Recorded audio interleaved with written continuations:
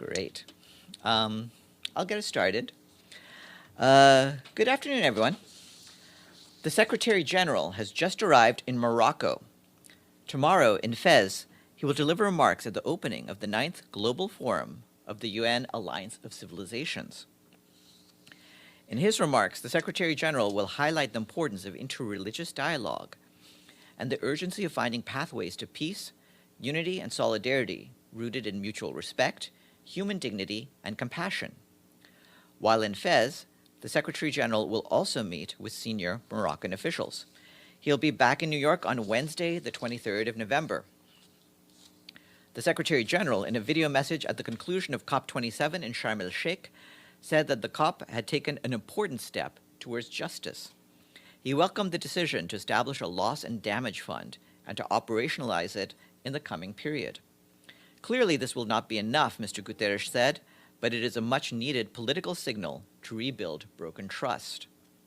He also stressed the need to finally make good on the long-delayed promise of $100 billion a year in climate finance for developing countries, to have clarity and a credible roadmap to double adaptation finance, and to change the business models of multilateral development banks and international financial institutions.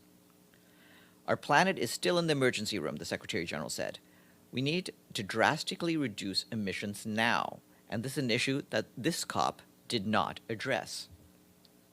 He added that the red line we must not cross is the line that takes our planet over the 1.5 degree temperature limit, and that, to have any hope of keeping to 1.5, we need to massively invest in renewables and end our addiction to fossil fuels. The Secretary General again emphasized the need for a climate solidarity pact in which all countries make an extra effort to reduce emissions this decade in line with the 1.5 degree goal. The full video message is online. This morning, the Security Council held a meeting on the Democratic People's Republic of Korea. Briefing council members, the Undersecretary General for Political and Peacebuilding Affairs, Rosemary DiCarlo, noted that the Secretary General has strongly condemned the Democratic People's Republic of Korea's latest intercontinental ballistic missile launch, the second ICBM launch this month. She stressed that the DPRK's continued pursuit of its nuclear weapons program and launches of ballistic missiles blatantly violate relevant Security Council resolutions and have led to a significant escalation of tensions. Ms. DiCarlo pointed out that this was the 10th time the Council has met to discuss the Democratic People's Republic of Korea in 2022. Yet the situation on the Korean peninsula continues to head in the wrong direction. She stressed that it is critical to de-escalate and reduce tensions, and that communication channels must be enhanced, particularly military to military, to lower the risk of miscalculation. Ms. DiCarlo said that the Secretary General counts on members of the Security Council, as a united body as well as individually, to urge the Democratic People's Republic of Korea to refrain from carrying out further launches using ballistic missile technology or a seventh nuclear test. She stressed that unity in the Security Council is critical and that a diplomatic solution is the only way forward. Her remarks have been shared with you. We have an update from the Democratic Republic of the Congo, where the UN mission notes that clashes between the Congolese Defense Forces and the M23 resumed yesterday in the Kibumba area in the North Kivu province. Further north, the M23 reached Katwigiru, 11 kilometers south of Nyamilima.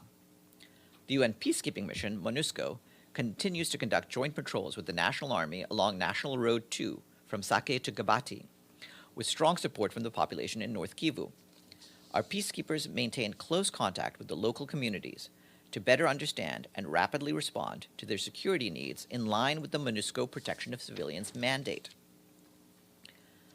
Our peacekeeping colleagues in Mali report that this morning one of their convoys hit an improvised explosive device close to Douenza town in the Mopti region. The MINUSMA convoy was traveling to Timbuktu. 3 peacekeepers have been injured, and they're receiving medical assistance. We condemn the attack and wish the peacekeepers a speedy recovery. Turning to Ukraine, our humanitarian colleagues tell us that they successfully delivered a new interagency convoy of vital supplies to the people of Kherson today, in addition to supplies that have been delivered last week.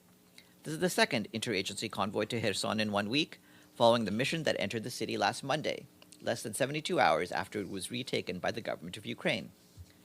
Today's 13-truck convoy prioritized the most urgent humanitarian needs of the more than 100,000 people who remain in the city.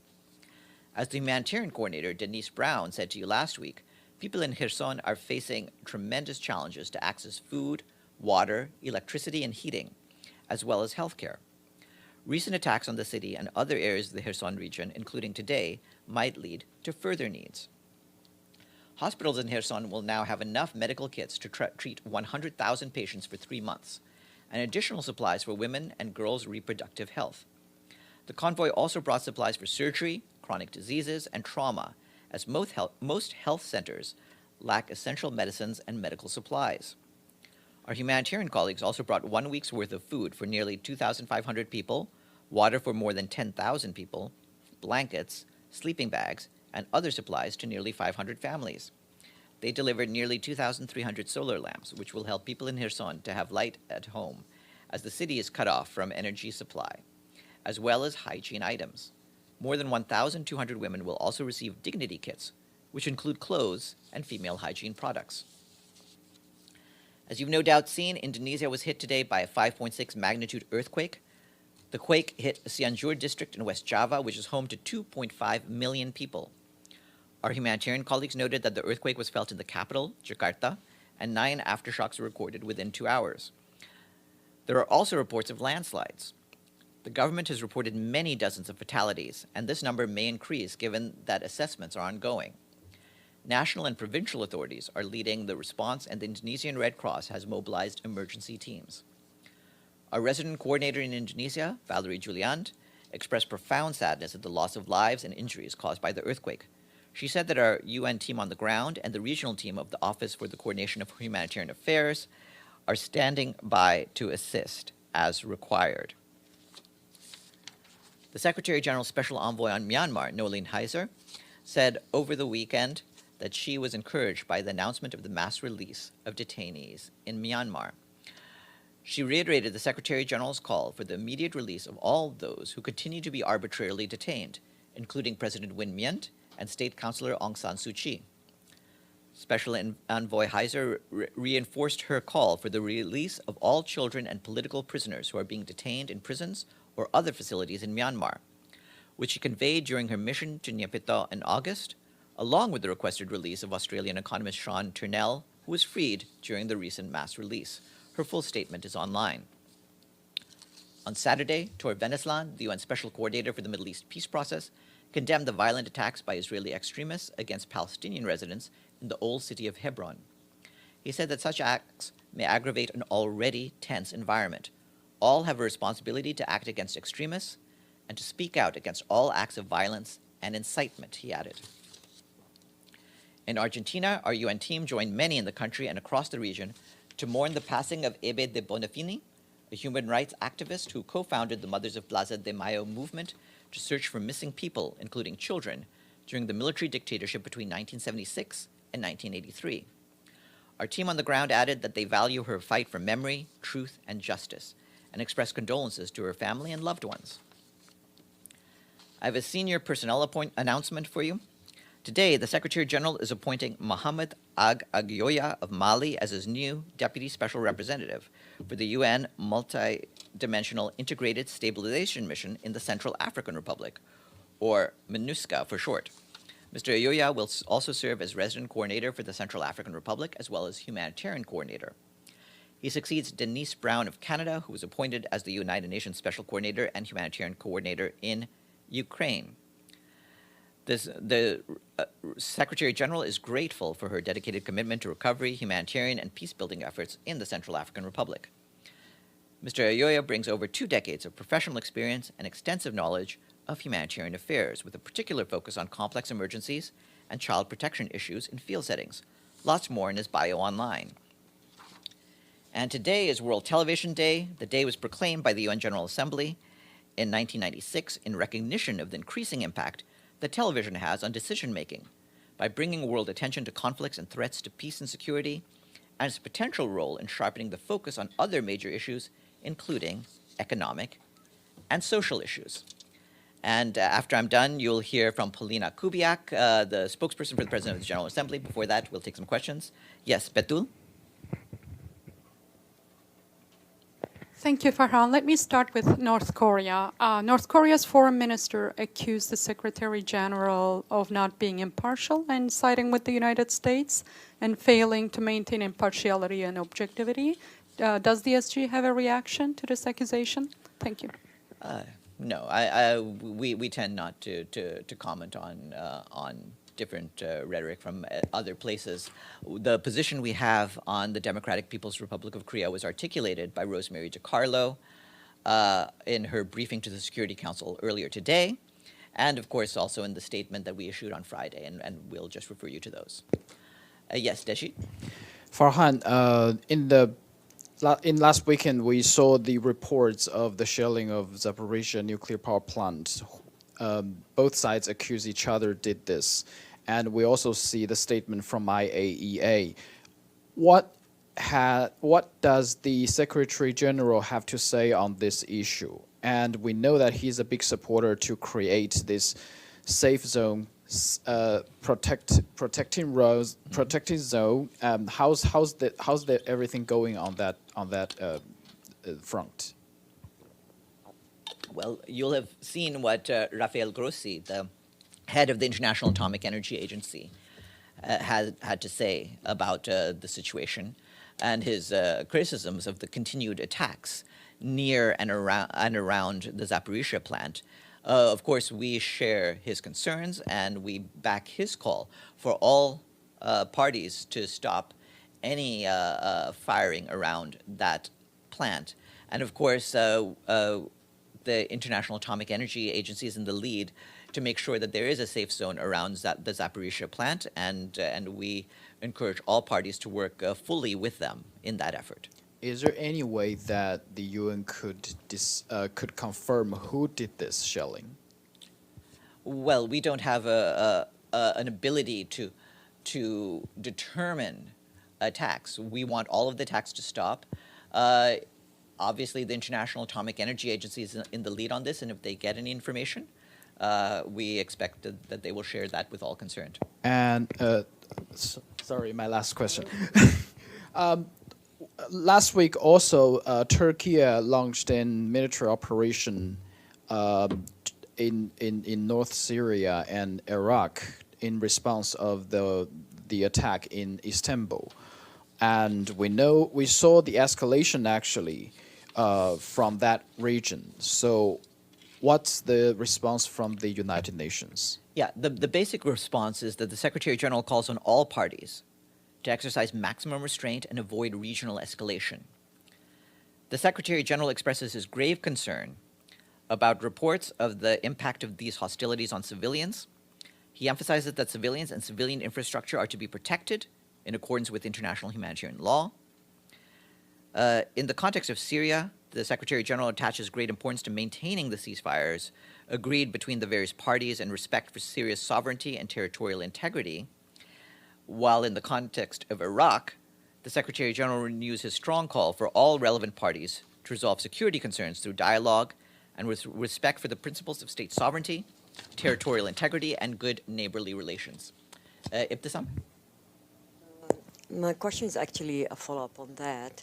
I just would add that also Iran attacked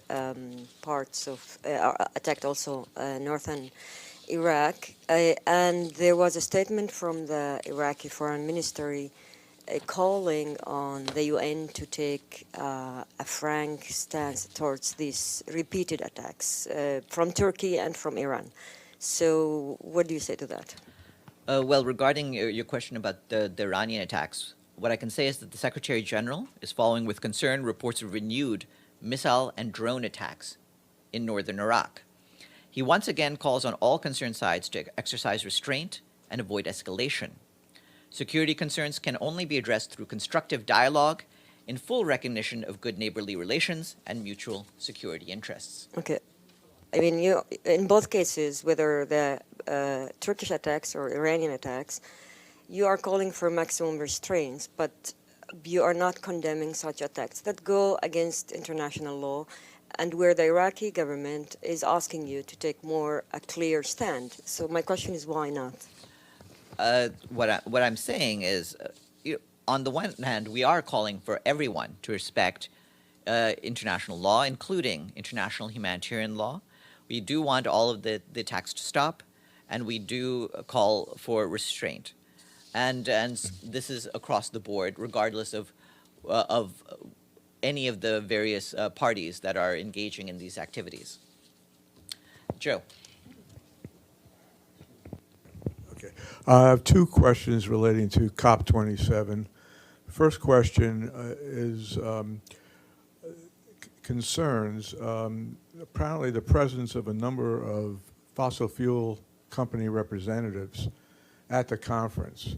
And there were reports that there were some deals made actually involving fossil fuel projects with some countries. So my first question is whether the Secretary General had the opportunity to meet with any of the fossil fuel company representatives while he was there to perhaps talk about some positive steps that could be taken in connection with trying to transition to green energy. And his comment on the propriety of using COP27 to negotiate new fossil fuel projects. So that's my first question, and if you want to respond to that. Well, the Secretary General has been very clear that what needs to happen is we need to actually step away from increased reliance on fossil fuels. The way he put it is that we really need to end our addiction to fossil fuels, and he takes that very seriously.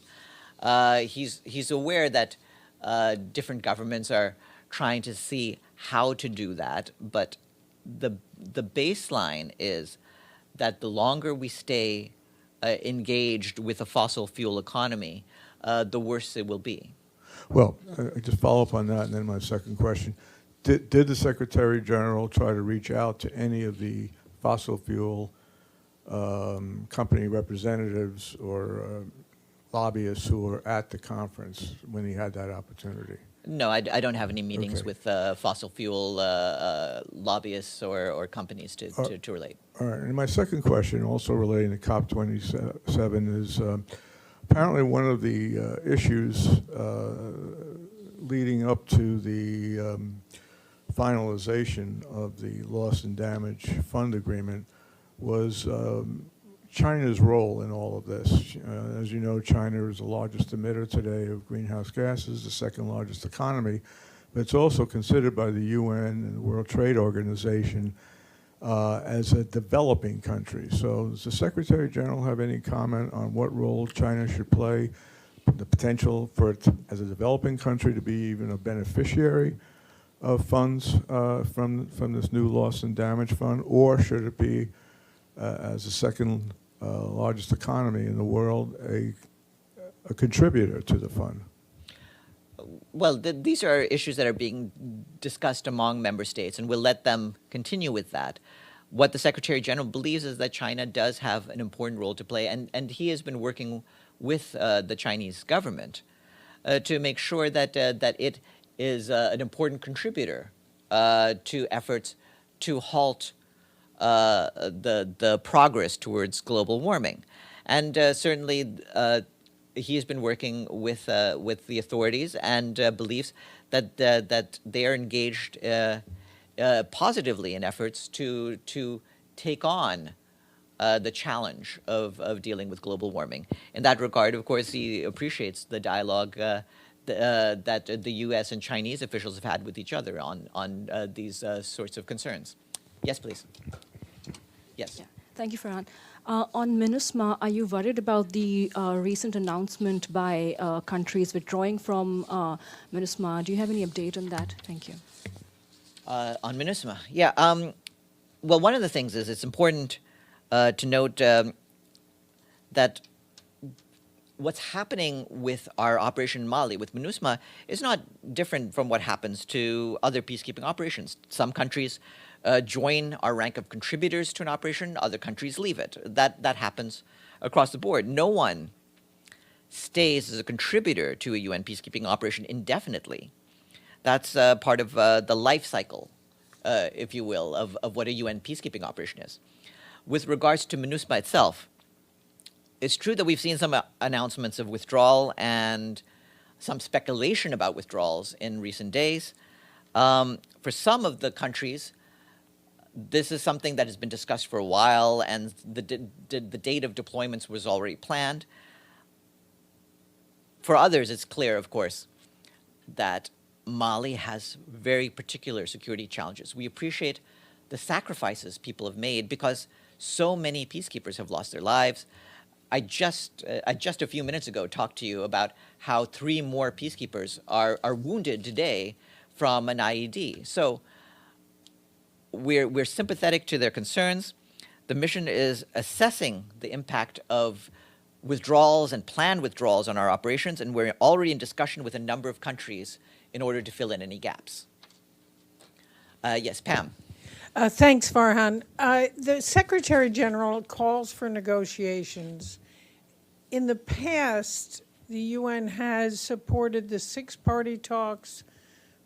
There has since then been the bilateral meetings with the US and North Korea. What exactly is the Secretary General calling for in terms of a diplomatic solution to the North Korea increased tension on its nuclear program? Thanks. Well, again, I'd refer you to what Rosemary DiCarlo said in the Security Council. We've shared her remarks, so you can see what she said there. But the important point is that they return to the dialogue on the peaceful denuclearization of the Korean Peninsula. The format that has been occurring, as you just mentioned, is the 6-party talks, and we're hoping that they can return to that. Beyond that, we would support any and all efforts just to bring them back to the table. The bottom line is, this is something that needs to be resolved diplomatically, and that is, and in order to do that, they also need to stop doing all of the activity that's not in conformity with the peaceful denuclearization of the Korean Peninsula. Thank you. Betul? Farhan, just a follow-up on Syria. Has the UN or the SG been informed by Turkey about its military operation in Iraq and Syria, or by Iran? We're receiving information from a variety of parties. Our response to it is as I've just described to you. Have they sent any informal letter or anything? I'm not aware of any particular letters. We certainly are in touch with the various missions, and so we have been receiving information about what's been going on. Yes, Deji? Any reaction from the SG on the mass shooting happened last week in an LGBTQ bar in Colorado Spring, which led to 5 deaths and multiple injuries?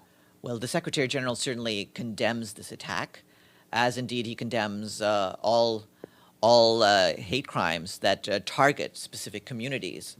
And we believe that the people who are responsible for this vile attack need to face accountability, and obviously we want the communities to come together to ensure that further such attacks are prevented.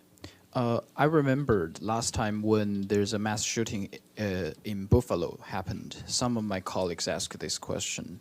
Do you think should the UN at least suggest the U.S. government to reconsider its gun policy?